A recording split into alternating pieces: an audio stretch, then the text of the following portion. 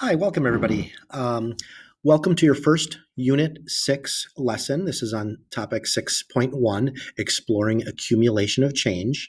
Unit 6 will cover about 17 to 20% of the entire AP test, so it is a pretty big, important unit. My name is Mark Szapleski. Thank you for coming today. I am a teacher in Cedarburg High School, and that's in Cedarburg, Wisconsin. It's a community north of Milwaukee. The first thing I'm going to start with is just kind of explaining really quickly what is accumulation of change. This is your first lesson on what an integral is. I know some of you already know what an integral is, but let's talk about it. If this is a velocity and time graph that we have here, and I wanted to take the derivative of velocity, so if I wanted to come up with v prime, so v prime's units are going to be your units on your y-axis, meters per second, divided by units on your x-axis, seconds. So that gives us an acceleration. So v prime is going to give us meters per second, or meters per second squared. Well, what happens if we go backwards and we go from, normally you go from position and you take the derivative of position, you get s prime, which is also velocity. And then if you take the derivative of that, the double derivative of position, you have acceleration. Well, you could always go backwards. So I wonder what the units are going backwards of velocity. Well, normally you would divide these two, but when you're going backwards, instead of dividing those two units, you're going to multiply them. So if I somehow undo v prime, so how am I going to undo that? I don't know. Let's make up a new symbol. Let's call it this little integral symbol here. So if I undo v prime, I'm going to get position. Do my units work out? Well, instead of division, I'm going to get meters per second times seconds, and I'm going to get just meters. Now, these problems do become more complicated later when your graph dips below the x-axis, and then we'll talk about distance versus displacement. But right now, all you need to do for this problem here is know that if I'm going to kind of go backwards instead of divide, I'm going to multiply. So multiplication, if this was a nice constant function, you could just do a rectangle, but this happens to be a trapezoid. So when you're doing a trapezoid, instead of doing like a rectangle here and just calling this one rectangle and two triangles, you could actually figure out the area of doing this entire item here by doing a trapezoid. So that's kind of how integration works. It works by doing areas. An example of that might be the constant function. Let's say you were moving at a constant velocity of 50, and you are doing that for 5 hours. Let's say this is miles per hour, and you did it for 5 hours. So if you were constantly moving that, I think it would all make sense to us to say 50 miles an hour for 5 hours gives you 250 miles of travel. Now, how do you get that? You get that by taking this 50 here and multiplying it by this 5. And that gives you an area function. So going back to this, well, it's the same thing, except the area of this is just going to be some sort of trapezoid. And you could absolutely use a trapezoid formula if you wanted to. And the area of this trapezoid would be 1/2 height times base 1 plus base 2. Now, the trapezoid I have, the base 1 is, I'm going to call this top base 1. So if it goes from 3,7 to 19,7, the difference from 3 to 19 is 16. And base 2 is this bottom number. This goes all, it looks like it goes all the way to 23. And then I got a 1/2. This is your formula from geometry. And then what's this height? This height is going to be this distance right up and down. So in this case, it looks like it's about 7. So I'd put a 7 right in there. And if I calculated this all out, I would get the area or the total distance traveled of this object, whether it's a car or whatever. So, well, what about when it's not just distance, position, velocity? What happens if, for example, you had the flow of oil in barrels per hour through a pipeline on July 9th is given by the graph above. Of the following, which approximates the total number of barrels of oil that pass through the pipeline on that day? So the first thing I would do if I get a problem like this in an AP test is I'd look at my units. My units are barrels per hour and hours. So the question you're going to have to start to delineate between now is a derivative applicable, or is an integral backwards antiderivative applicable? We want the total number of barrels. So if I took a derivative, it would be barrels per hour divided by hours. That would be barrels per hour per hour. That'd be the rate of the rate. I don't want that. I want total barrels. So I'm going to have to take barrels per hour and multiply it by hours. So if you analyze your units, you should then be thinking, okay, integral. And we'll get definitely deep into the weeds of an integral over the next several days. So now if I'm going to do an integral of the trapezoid, that was easy. When I did an integral of the rectangle, that was easy. Well, what about the integral of a function that like has a curve in it like this? If you look, it starts like, it looks like right here that you're doing about 90, 95 barrels per hour. And then you have a peak in the middle of the day, and then it goes back down again. How am I going to do the area of this function? Well, that's why it says best approximates. So what I'm going to do is I'm going to look at one little rectangle that I can easily do. That looks like the height of that yellow rectangle I have there is 100. And it looks like the width of the rectangle goes from 6 to 12.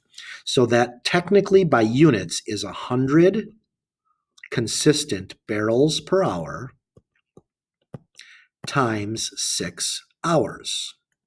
The hours cancel and you get 600 is this little rectangle. All right, well, if I can do that rectangle, then I guess I could do this other blue rectangle.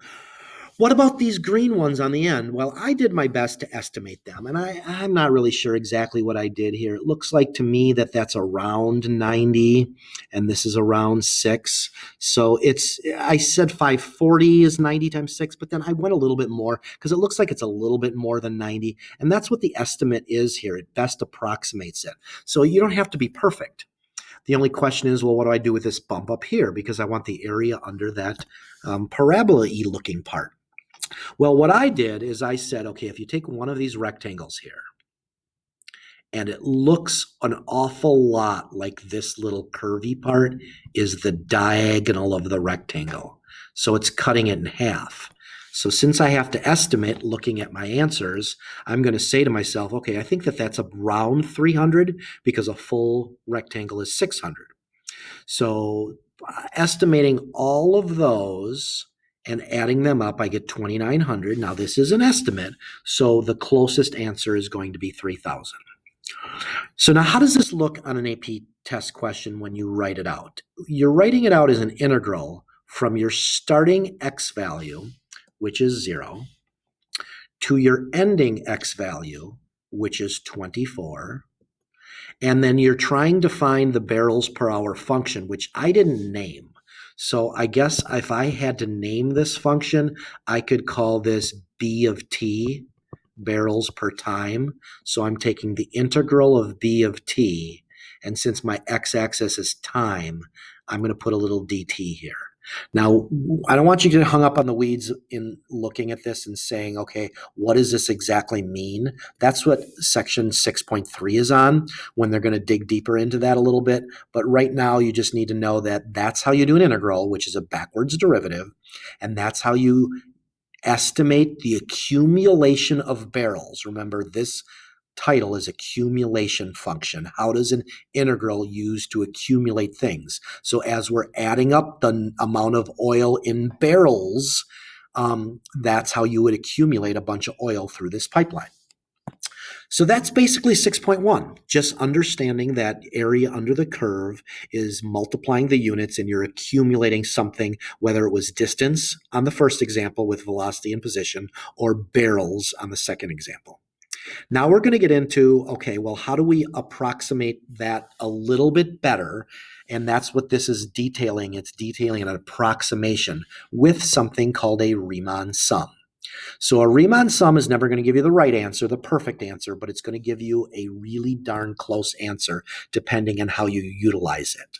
So let's say I owned a company and my company produced bicycles, and the bicycle per month rate, I didn't know exactly how many total bicycles we made this year, but I did know that in month 0, this is months, that my company was producing around 20 bicycles per month. And then on month 4, I don't have anything here for month 1, 2, and 3. But at month 4, I took another snapshot. I looked back at my my total for that month that was on my balance sheet here, and we produced about 25 bicycles that month. And then 15 on month 8, 8 on month 10, 12 on 16 on month 12. So what does the derivative of this represent? So if I'm thinking about that, I'm thinking about bicycles produced per month. So this is bikes per month. And my X is my months. So when I do these little dots, if I have some sort of function that looks like this, that's a complicated function. If I was going to integrate that rate function, I'm going to end up with bikes per month times months. I'm going to get my total bikes over those 12-month period. So that's basically what I'm doing. And even though I use the word integral, I'm using antiderivative interchangeably, but that will be delineated more for you. And now a Riemann sum can be done by approximating things by doing 3 different things. The LRAM, and what is a RAM? A RAM stands for a rectangle approximation method. What does L stand for? L stands for left side of the rectangle. Or you could use rectangles and approximate the area by using the right side. MRAM is the middle of the rectangles and approximating them. And this trap method is by moving away from rectangles and moving into a bunch of trapezoids. So let me explain. So what I've done is I've taken these data points at this snapshot in time and I put them on my graph. So if I was going to do a left rectangle approximation, what my graph of the entire bicycles produced per month might look like is it might look like this. But what I want to do is I can't really figure out the area under the curve of all this because I have area formulas for rectangles, I have them for triangles, I have them for trapezoids, I have them for circles. I just can't do this curvy function because I have no idea what this little, whoops, let me change back to my colors here. Whoops, pen. I have no idea what this shape's area formula is. So what I'm going to do is I'm going to do rectangles to approximate it. So in the left rectangle means I take my first data point and I make a rectangle by going straight across to the next data point and then down. This would be rectangle number 1. And notice how the left side of the rectangle is on that data point. Then I move to my next data point. I go horizontal and down. Sorry about my writing here. It doesn't look like a perfect rectangle, but you get the idea. That would be rectangle 2. Rectangle 3 goes to the next data point, which is right here. That's 15. And I go over to my next data point and down. And then I take this data point and I go over and down. So I've got 4 rectangles when I do a rectangle approximation method. Actually, this should be 3 and this should be 4. Okay, so now all I need to do is calculate 4 rectangles. Well, that's pretty easy. That's why we do rectangles, because rectangles are nice. So rectangle 1, that's length times width. This height is the 20. This base is the distance from 0 to 4. So that's 4. Whoops, 4. So that would be an 80. That rectangle 1 I've approximated to be 80. Now I know there's extra stuff up here that hasn't been used. We'll talk about that in a second. Rectangle approximations are just that, they approximate. So this method is called a Riemann sum by using left rectangles. Rectangle 2, how high is that? Well, I can't really remember. I can't really look at my graph. Oh, but I have a data table. It's 25. So 25 times, I wonder how this is. It starts at 4 and goes to 8, so that's another 4. 25 times 4 is 100. What about rectangle 3? Rectangle 3, ooh, this is a narrow one. It's only width of 2, or a base of 2. But how tall is it? That's 15. So 2 times 15 is 30. And then rectangle 4 is going to be found by the height again, which is 8, and the width, which is now from 10 to 12, which is 2. So now I get 8 times 2 is 16. So to add all these up, that would be the area of all my black rectangles together. I get 8, 9, 10, 11, 12. Carry the 1. So 1, 2, 226. I think I did that right. So this is 226 units of area, which in my application problem means that I predict to have made 226 bicycles in that time. Now, if you look at this, there's some area that wasn't counted, and there's some area that was over. That's why it's an approximator, because you're kind of thinking that that'll cancel out. So now as you do the rest of this, here's your right rectangle approximation method. This is done the same way. Instead of the rectangles being the corners at the left, you start the corners at the right. So you do this one, you go to the right side of that interval, you do this one, you go to the right side of that interval, you do this one, and you go to the right side of that interval and you do this one. So my rectangles are different here. Let me graph again what I believe to be the function, although it doesn't have to be this. And if you notice this one, there's some pieces over, and then there's some pieces under that are not counted by the rectangles that I'm doing. And then you would do the same thing. So really quickly, what I'm going to do is I'm going to do this in one long string instead of two. I'm going to do base times height. So my base is 4. My height is the right side now. So I don't use the 20 because the 20 point, that 0, 20 was right here. So I'm not using that one. I skip it when I'm doing right sides because the right side of my first triangle is actually the 25. Plus length 4 times height 15.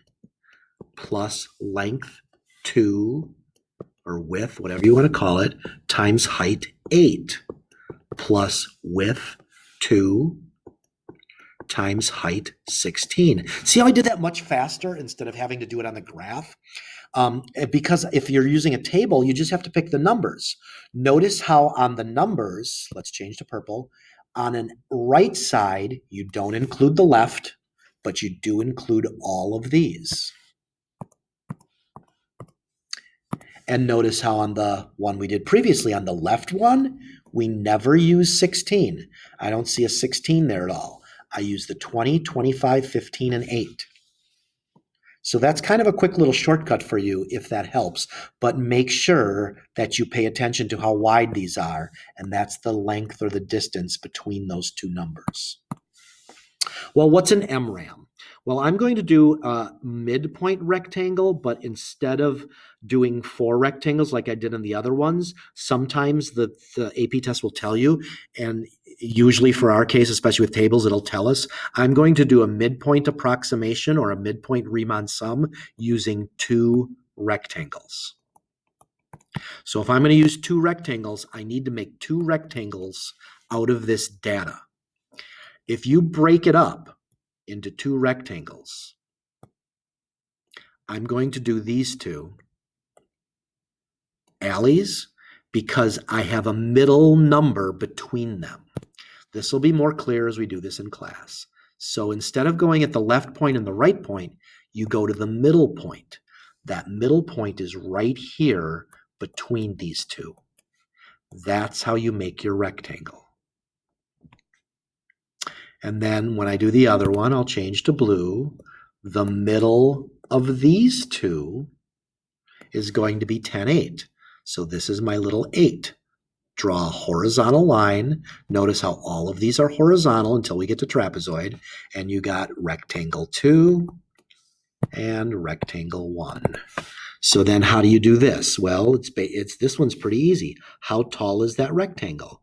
Well, that rectangle is height's in the middle there. So that's a 25 height, and its width now goes from 0 to 8. That's an 8. And I add that to rectangle 2, which is going to be the middle here with that data point. So that's an 8 high. And what's the width here? This goes from 8 to 12, which is 4. And you add those up and you get your total. Midpoints are not as common as left sides and right sides. I've seen them probably about 2 or 3 times in the last 20-some years. But get used to those midpoints. Now let's really quickly talk about trapezoids. How do you do trapezoids? Trapezoids pretty easy.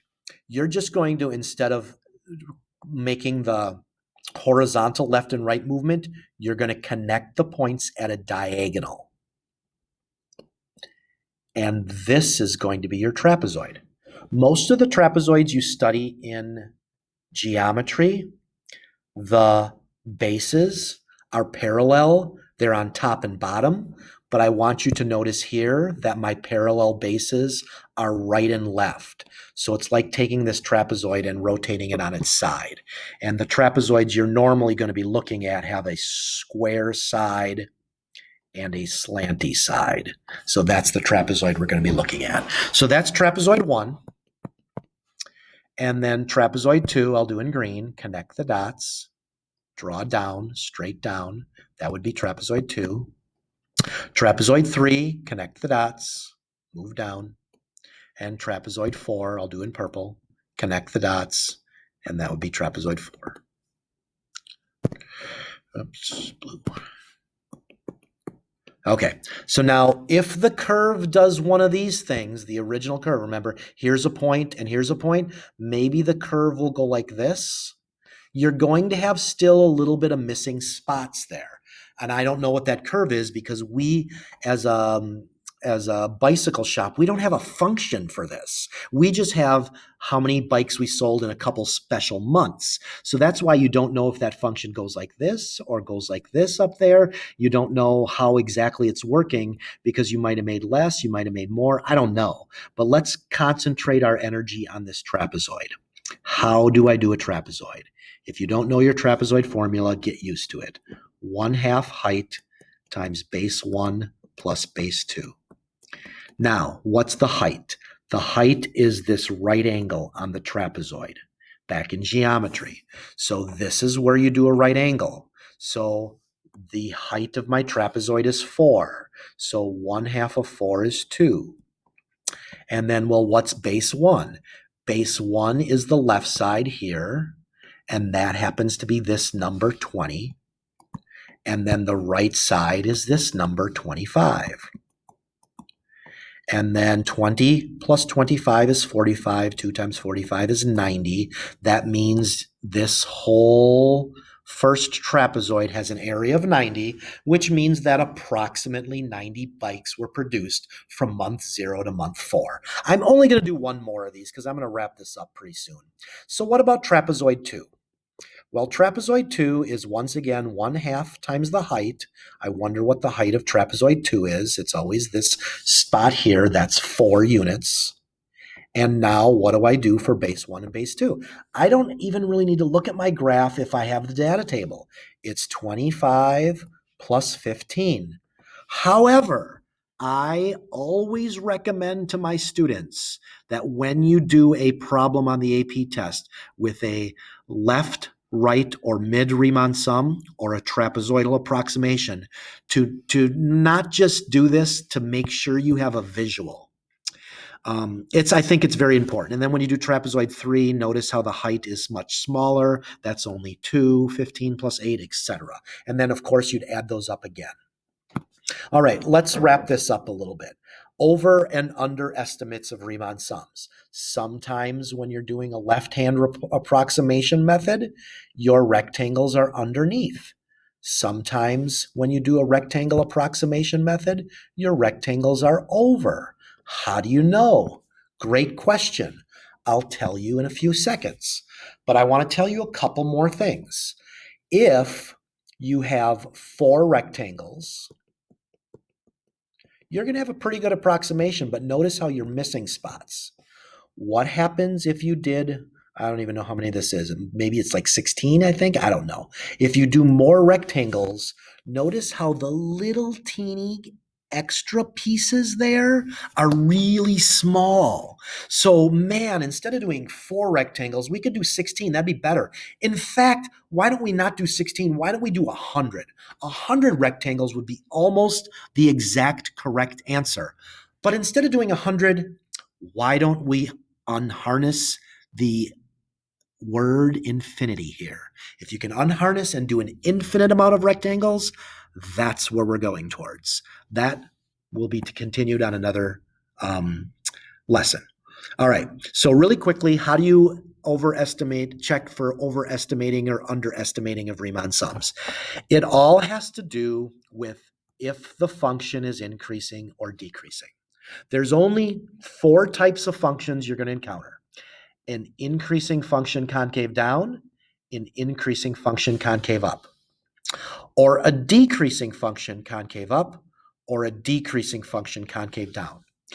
These are both increasing on the left, if you did left-hand approximations on any increasing function, take a look down here, the left hands will always be under because the next dot is a little bit higher like that. Don't say for a justification on the AP test, if they ask you, is it an overestimate, not underestimate? This is what a lot of students do. They'll say, oh, that's an underestimate because the rectangles are all below the curve and there's extra space there. You have to justify these on a FRQ by using the words increasing and decreasing. Since the function is increasing and I'm using a left side rectangle, then you're going to have an underestimate. Increasing functions, left underestimate. Increasing functions that do a right-hand approximation, overestimate. And here's a good picture of that. And decreasing functions are all backwards. There's 4 things to remember here. If I don't remember them, which happens a lot because I forget things, and I know that it's increasing or decreasing, I will just draw a picture and let's pretend I'm doing an MRAM. If I do an MRAM, I'll do this and say, oh yeah, increasing means it's underneath because there's a little gap, so it's an underestimate of that area. That's it, except for me just telling you that sometimes these widths of the rectangles are uniform, and sometimes they're not the same.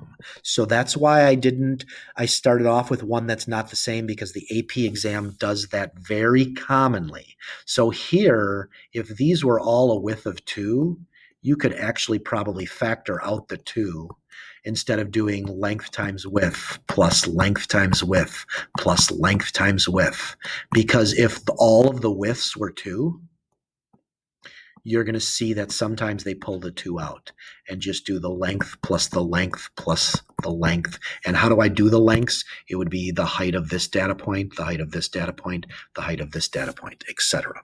But if they're ununiform, you have to actually do them all separately, length times width. That's all. Thank you for coming today. I appreciate you attending. Have a good day.